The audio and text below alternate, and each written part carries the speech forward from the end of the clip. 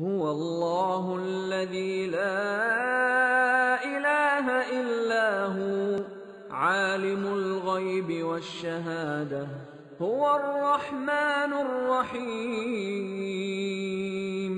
هو الله الذي لا إله إلا هو الملك القدوس السلام المؤمن المهيمن العزيز الجبار المتكبر سبحان الله عما يشركون هو الله الخالق البارئ المصور له الأسماء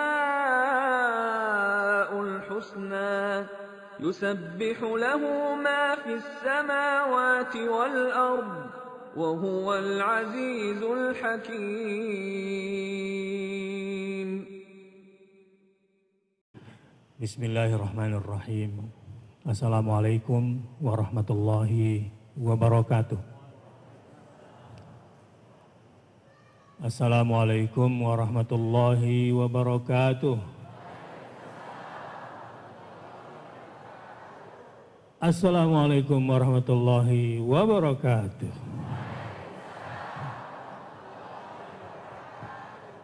Alhamdulillah wa syukurulillah wassalatu wassalamu ala rasulillah Muhammad ibn Abdullah wa la hawla wa la quwwata illa billah. A'udzu billahi minasyaitonir rajim. Qulillahumma malikal mulk tu'til mulka man tasha wa tanzi'ul mulka mimman tasha wa tu'izzu man tasha wa tudhillu man tasha biyadikal khair innaka ala kulli syai'in qadir. Subhanaka la ilma lana illa ma 'allamtana innaka antal alimul hakim.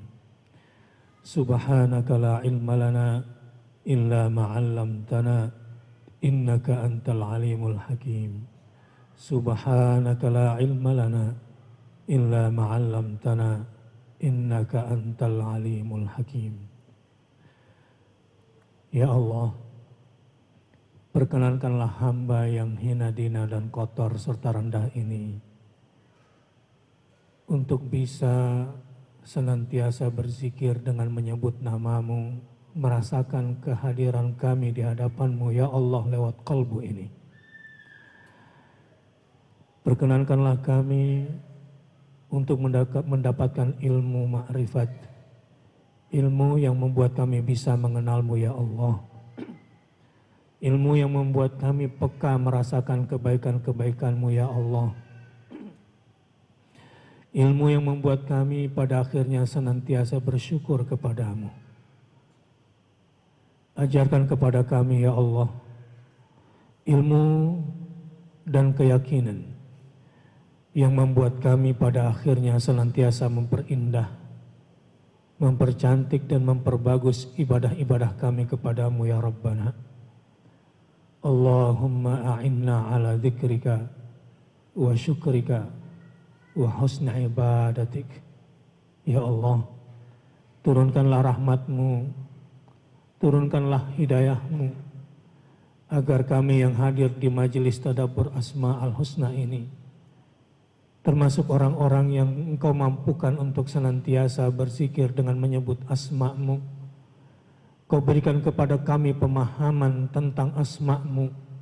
Kau berikan kepada kami keyakinan untuk senantiasa meyakini setiap asma-asma-Mu yang Kau sendiri menamakan dirimu dengan nama itu. Ya Allah, mampukan kepada kami untuk senantiasa bergantung kepadamu dan bertawassul lewat asma-Mu yang indah dan sifat-Mu yang sangat tinggi dan mulia itu. Allahumma inni abduk, ibnu abdik, ibnu amatik, nasiyati biyadik, madin fiyya hukmuk, adlun fiyya qada'uk, as'aluka bikulli ismin huwa laka, sammaita bihi nafsaka, أو أنزلته في كتابك أو علمته أحدا من خلقك aw ista'tharta bihi fi ilmil ghaibi 'indak an taj'alal Qur'ana rabi'a qalbi wa nura sadri wa jalaa'a hazani wa dhahaba hammi wa ghammi. Ya Allah, kami ini cuma hamba-Mu. Perempuan itu ibu kami adalah juga hamba-Mu. Laki-laki itu ayah kami juga hamba-Mu. Allahumma inna ibaduk abna'u ibadik. Ya Allah,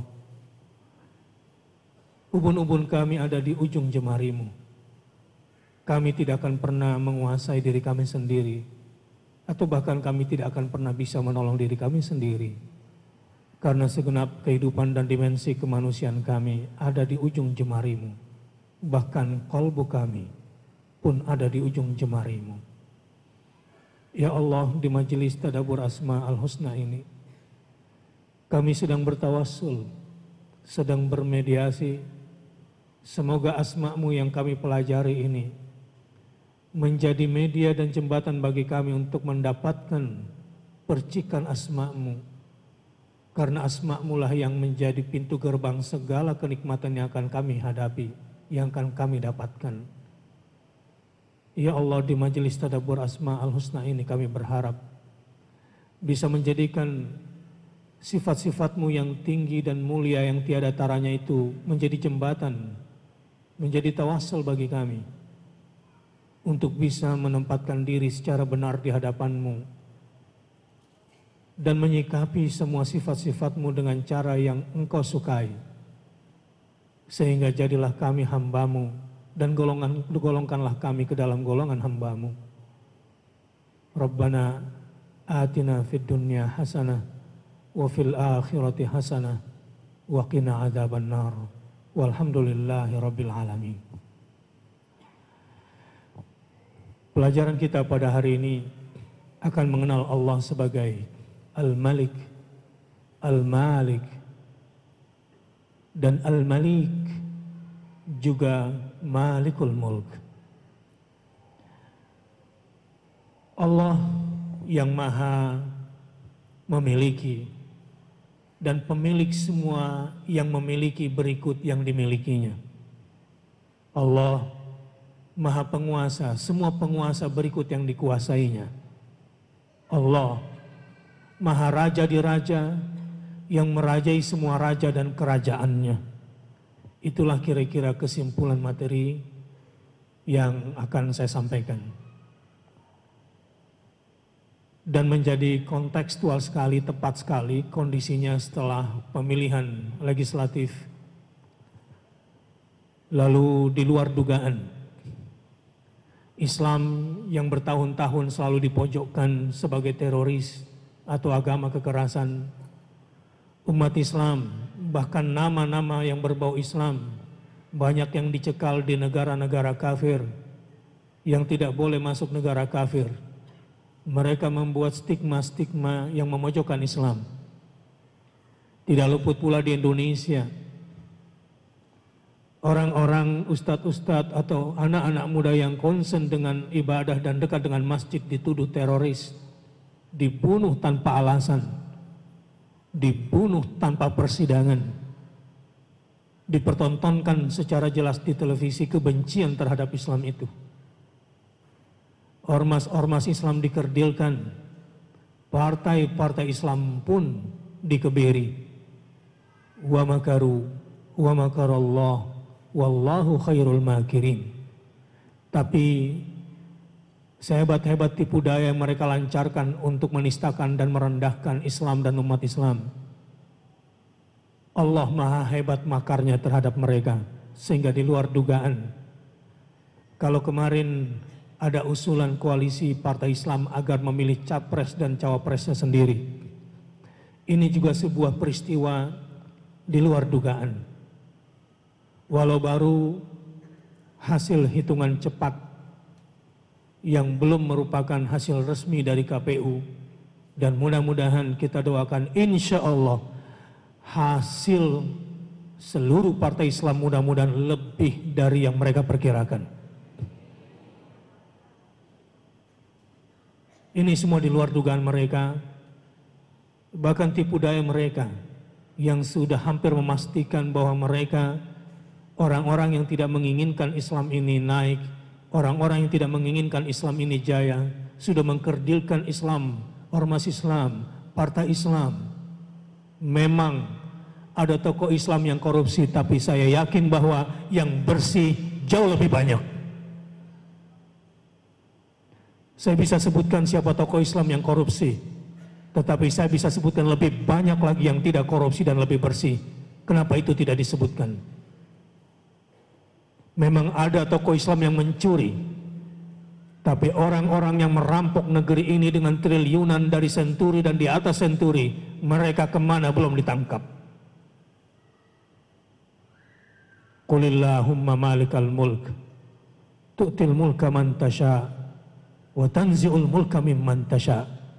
Karenanya sangat relevan atas izin Allah bahwa pada akhirnya materi Allah sebagai Al-Malik ini entah rekayasa Allah, ini semata-mata karena kurikulum, bukan karena saya yang membuat, karena berkaitan dengan momentum Pileg dan Pilpres lalu saya memilih materi Al-Malik. Tidak, ini memang sudah sesuai dengan urutan kurikulum.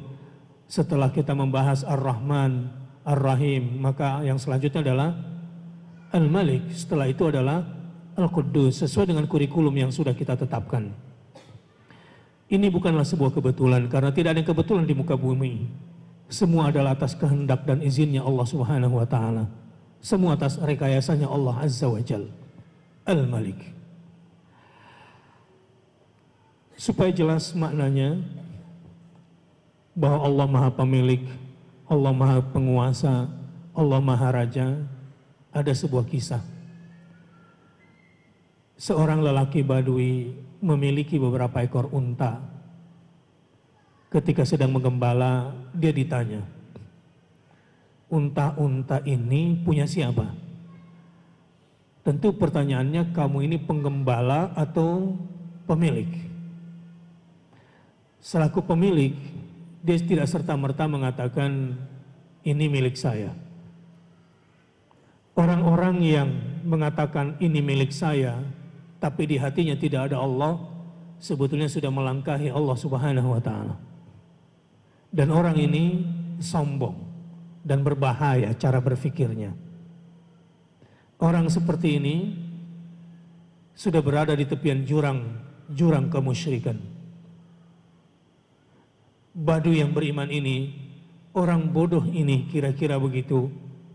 Wong Deso dan dari pedalaman ini berkata, unta-unta itu kepunyaan Allah yang berada di tanganku.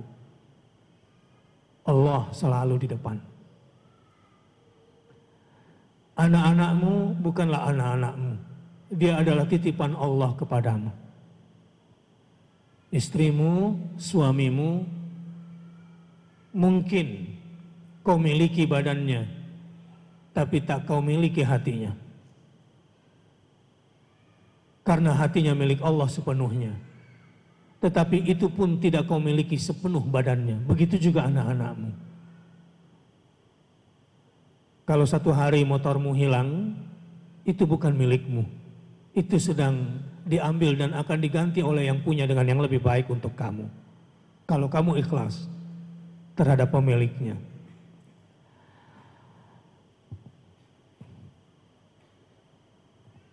Untuk lebih jelas lagi bahwa Allah Maha Pemilik Kerajaan, disebutkan di dalam surat Ghafir, surat 40 ayat 16. A'udzu billahi minasyaitonir rajim. Yaumahum barizun la yakhfa 'ala Allahi minhum syai'un. Limanil mulkul yaum. Limanil mulkul yaum. Lillahil wahidil qahhar.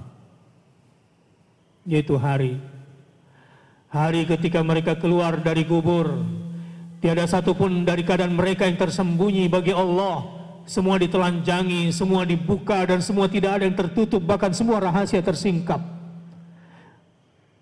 Kebaikan di hati dan keburukan di hati, kebaikan pendengaran dan pengkhianatan telinga, kebaikan pandangan dan pengkhianatan mata, yang halal yang disentuh tangan dan yang haram yang disentuh oleh tangan dan dilangkahkan oleh kaki, semua tersingkap pada hari itu. Yaumahum barizun. Pada hari itu mereka semua terungkap, telanjang, tak terhalangi sedikit pun. Pada kondisi di mana manusia tidak lagi bisa menyembunyikan dirinya, apa yang terjadi pada suasana yang sangat menegangkan itu. Hari di mana itu menjadi persimpangan ke surga atau neraka. Suasana yang paling getir dirasakan oleh semua manusia. Dan tidak ada satupun yang bisa ikut campur dalam keputusannya pada saat itu. Lalu Allah berfirman pada saat itu, Limanil mulkul yaum. Kepunyaan siapakah kerajaan pada hari ini? Semua gemetar, semua merinding, semua ketakutan. Limanil mulkul yaum. Semuanya cuma bisa berkata, Antal Malik, Antal Malik. Dan seluruh raja pada saat itu mungkin tak sanggup berdiri karena gemetar lututnya. Tertutup rapat bibirnya, kaku dan gemetar terhadap perilakunya selama ini. Limanil mulkul yaum. Kepunyaan siapakah kerajaan pada hari ini? Sungguh, itu suasana yang paling menegangkan. Suasana yang paling menegangkan pada saat itu. Dalam hadis bahkan nanti kita baca diriwayatkan, Anal Malik, Anal Malik. Hari inilah saya raja. Mana raja-raja dunia pada saat ini? Ketika itu bumi dan langit, khususnya langit sudah dilipat dengan tangan kanannya. Mana raja-raja bejat di muka bumi? Orang-orang yang sedang berkonspirasi ingin menguasai sumber daya alam Indonesia. Mereka yang punya triliunan, mereka yang punya senjata, mereka yang punya media, pada hari itu tiada ada lagi gunanya. Allah yang tegaskan, Allah sendiri yang menegaskan, Lillahil wahidil qahhar. Pada hari itu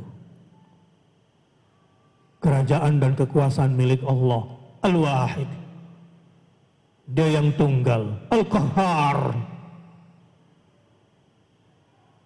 yang maha kuat memaksa, yang maha kuat menentukan segala sesuatu.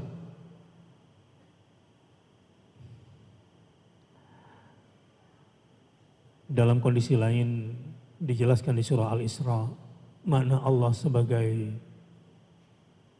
Al-Malik, Al-Malik, Al-Malik, Malikul Mulk. A'udzu billahi minasyaitonir rajim. Wa qulil hamdulillahilladzi lam yattakhidh waladan wa lam yakul lahu syarikun fil mulk. Wa lam yakul lahu syarikun fil mulk. Wa lam yakul lahu syarikun fil mulk. Walam yakul lahu waliyyun minadh-dhulli wa kabbirhu takbira. Wa qulil hamdulillah. Dan katakanlah segala puji bagi Allah. Allah yang tidak mempunyai anak, sehingga tidak ada yang mempengaruhi kasih sayang Allah, dan tidak mempunyai sekutu dalam kerajaannya. Allah tidak perlu berkoalisi, dan Dia bukan pula hina yang memerlukan penolong. Kalau ada penguasa tapi membutuhkan koalisi, kalau ada pemenang tapi berharap pertolongan, itu bukan penguasa namanya, itu majazi. Itu hanya kekuasaan semu, itu hanya kerajaan semu, karena dia masih membutuhkan pertolongan dan dia butuh pada penolong. Allah tidak membutuhkan pertolongan, Allah juga tidak membutuhkan penolong. Dan sekali-kali lagi, walam yakun lahu waliyyun minadh-dhulli. Enggak ada yang namanya wali Allah itu dari golongan yang hina. Tidak ada namanya raja, penguasa, presiden, menteri dari orang-orang yang hina dan dia mengaku ini titipan dari Allah. Tidak. Walam yakun lahu waliyyun minadh-dhul. Allah enggak punya wali dari golongan yang hina. Tidak. Dan Allah bukanlah zat yang hina yang membutuhkan penolong dan pertolongan. Wa kabbirhu takbira. Untuk itu agungkanlah Dia dengan pengagungan yang sebesar-besarnya. Jadi di sini setelah kita ketahui Allah lah satu-satunya yang menguasai nanti pada hari pembalasan dan hari perhitungan itu. Di dunia ini kita sudah juga dijelaskan di dalam surah Al-Isra ayat 111 bahwa walam yakun lahu syarikun fil mulk. Walam yakun lahu syarikun fil mulk. Mari sama-sama kita baca supaya keluar dari ruangan ini setidaknya ada penggalan-penggalan ayat yang kita hafal. Jadi kalau ditanya tadi waktu belajar Asmaul Husna Al-Malik sama Ustadz Bakhtiar dapat ayat apa saja? Atau ada yang mau nulis, mau sambil nulis catat di BB-nya atau mau catat untuk di broadcast atau langsung mau catat di Twitternya. Bisa saja selama perkuliahan Anda cukup menuliskan bahwa di sini kita dapat ayat limanil mulkul yaum. Sama-sama limanil mulkul yaum. Ini penggalan yang perlu Anda ambil. Kepunyaan siapakah kerajaan pada hari ini? Ini maksudnya pada hari semua manusia ditelanjangi dan tidak ada yang bisa lagi disembunyikan. Ini ketika disingkap semua rahasia dan tidak ada lagi yang tersembunyi. Limanil mulkul yaum. Sama-sama. Kepunyaan siapakah kerajaan pada hari ini? Yang kedua penggalan yang harus kita hafal. Walam yakun lahu syarikun fil mulk. Walam yakul lahu syarikun fil mulk. Sama-sama. Artinya, dan dia tidak mempunyai sekutu dalam kerajaannya. Dan dia tidak mempunyai sekutu dalam kerajaannya. Jadi dia tidak butuh berkoalisi untuk bagi-bagi kekuasaan. Jadi kita sudah dapat dua penggalan ayat. Ilmu Al-Mulk dulu. Ini masih Al-Mulk. Kita belum ke Al-Malik. Al-Malik. Al-Malik belum. Masih dalam bentuk masdarnya Al-Mulk. Yang ketiga. Sedikit saya ingin jelaskan. Para ulama menjelaskan bahwa pada dasarnya kata Al-Malik. Jadi pendek. Al-Malik. Artinya kalau bahasa Indonesianya itu raja.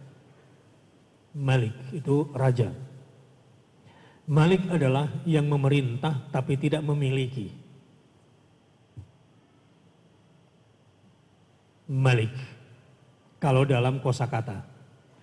Sebaliknya kalau panjang Al-Malik adalah yang memiliki tapi tidak memerintah. Sedangkan Allah Subhanahu wa taala adalah Al-Malik dan Al-Malik.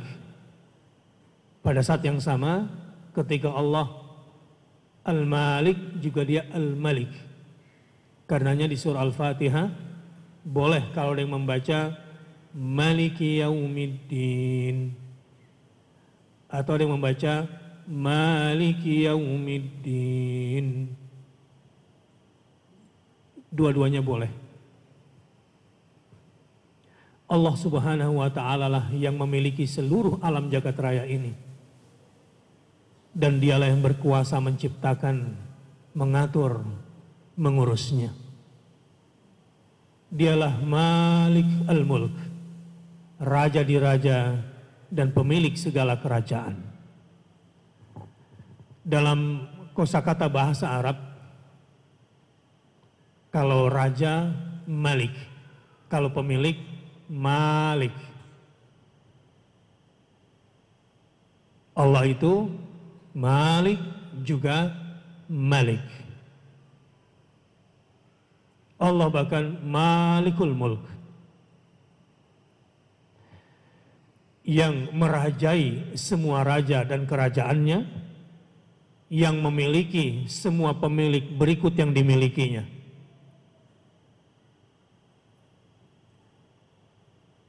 Kita misalnya, siapakah yang memiliki badan kita? Siapa? Allah. Siapakah pemilik rumah kita? Betul? Tahu nggak konsekuensinya kalau kita bilang badan kita milik Allah? Berarti Kita bukan pemilik. Yang namanya bukan pemilik berhak nggak mengendalikan badan ini kemana saja? Nggak boleh kan? Jadi harusnya kalau merasa bukan pemilik badan ini, jangan bertindak sebelum melihat apa yang disukai dan yang tidak disukai oleh pemilik diri ini. Ala lahul khalqu wal amru, itu kaidahnya. Yang menciptakan dialah yang punya hak aturan. Yang tidak bisa menciptakan dirinya sendiri, tidak berhak mengatur dirinya. Itu sebetulnya rumusannya. Tetapi dalam hak asasi manusia, manusia betul-betul dikeluarkan konsep kepemilikannya, sehingga dia merasa merdeka sejak terlahir dan bebas menentukan pilihan apa yang dia suka, dan bahkan memilih untuk menikah dengan yang sejenis pun itu adalah hak asasinya. Kan gila kalau begitu. Itu yang diajarkan di dalam hukum, khususnya perempuan yang sudah ditawarkan kitab suci, bagaimana menjadi perempuan yang diresmikan oleh PBB, yang tidak diratifikasi oleh Indonesia di CEDAW. Bahkan Amerika pun meratifikasi, Indonesia belum meratifikasinya. Kita disuruh tunduk dengan semua aturan, aturan yang katanya itu adalah kitab suci perempuan di dunia, padahal perempuan sudah dihinakan dengan undang-undang itu karena dikeluarkan dari Tuhannya. Dan perempuan dianggap memiliki dirinya sepenuhnya. Naudzubillah min dzalik. Kalau kita sadar Allah lah Al-Malik, satu-satunya raja di raja, maka kita harus tunduk kepada aturan Allah Subhanahu wa taala. Bumi Indonesia milik siapa? Bumi Indonesia milik siapa? Bukan miliknya Ibu Pertiwi. Bumi Indonesia milik siapa? Indonesia siapa yang menciptakannya? Jadi siapa yang berhak memerintah Indonesia? Aturan siapa yang paling berhak untuk dipakai di Indonesia? Aturan siapa yang berhak untuk ditegakkan di Indonesia? Kalau ada orang Islam memilih pemimpin bukan dengan cara pandang Islam, berarti pensiun jadi orang Islam. Kalau ada pemimpin Islam, ada tokoh Islam, kemudian tidak menegakkan al-Islam, berarti dia berkhianat terhadap suara umat Islam. Betul? Karena 32% suara itu sebetulnya adalah milik umat Islam yang diamanatkan kepada partai-partai Islam. Dia tidak boleh seenak udelnya menawarkan diri ke sana sini untuk menjual demi kepentingan diri dan kelompoknya, kemudian melupakan aspirasi umat Islam. Setuju? Wahai pimpinan Islam, katakan qulillahumma malikal mulk. Katakanlah Allah lah pemilik semua pemilik dan yang dimilikinya. Allah lah raja yang merajai semua raja dan yang dikuasainya. Seandainya pemimpin Islam punya mental seperti ini dan tidak bermental kalah hanya gara-gara hitung-hitungan quick count, hanya gara-gara matematika politik, sehingga kemudian hidup dengan cara yang tidak dengan terhormat. Dia jajakan Islam,